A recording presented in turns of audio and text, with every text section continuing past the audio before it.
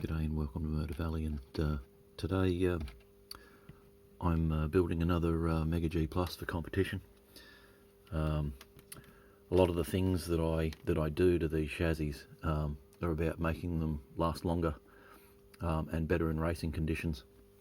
So some of the things that I do is I bore a hole in the bottom of the motor with a diamond tip point, so that you can put the likes of com drops in there and clean in there with like CRC type fluids or like electric clean or electrical cleaning agents. I've made a video recently about the amount of play in the back axle. So one of the things that we've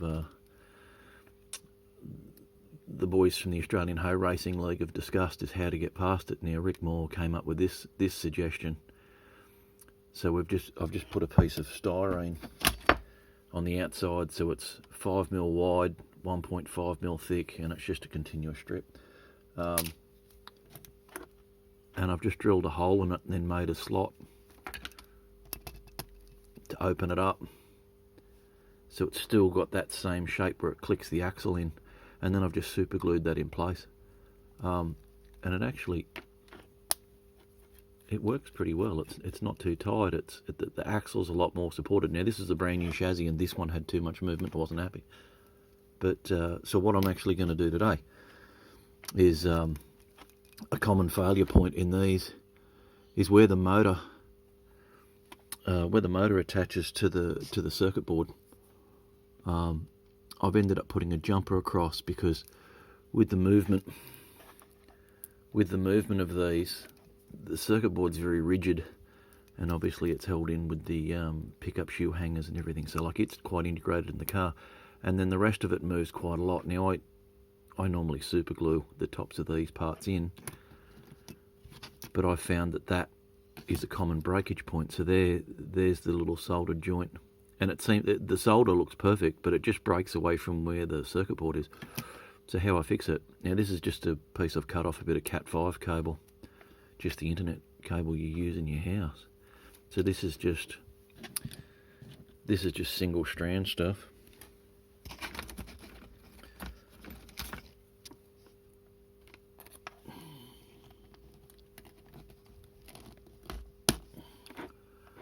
So what you need to do is get the outer off it, and then it's good to solder on. If I could get into it.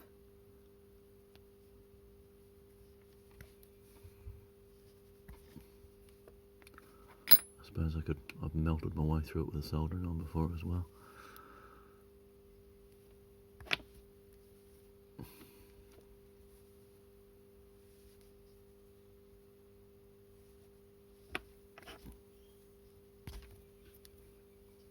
Alright, finally got there. So I only need a very small part of the wire. So Baker's flux is my choice of flux. So it's just easier if I tin the wire.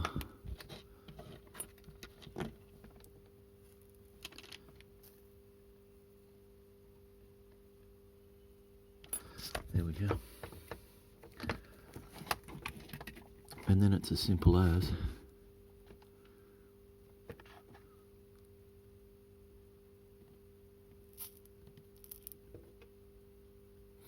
you don't need to get it too hot. So now I've got one end attached. Now just trim the other side so it fits in the chassis. And then just tuck that down. And then solder that side. Obviously you want a soldering iron with a small fine tip on it. So there you go. That's simple.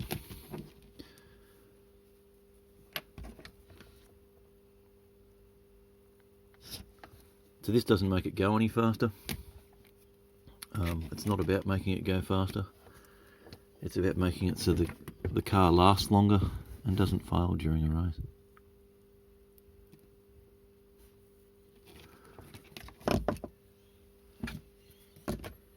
So for those watching at home, if you want to know, it's a 40 watt iron. Any bigger than that is completely unnecessary.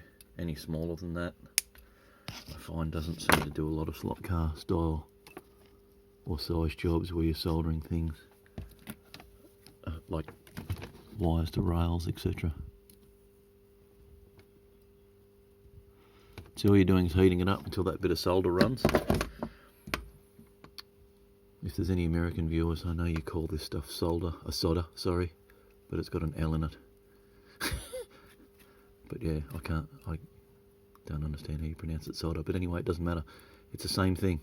So there it is, job done. So other things I've done to this chassis is put foam tyres on it, because I prefer the way they drive. Yeah, the rear axle mod, obviously, that I've got there, and now all I'll do, if I can find my super glue, is super glue the little motor mounts in.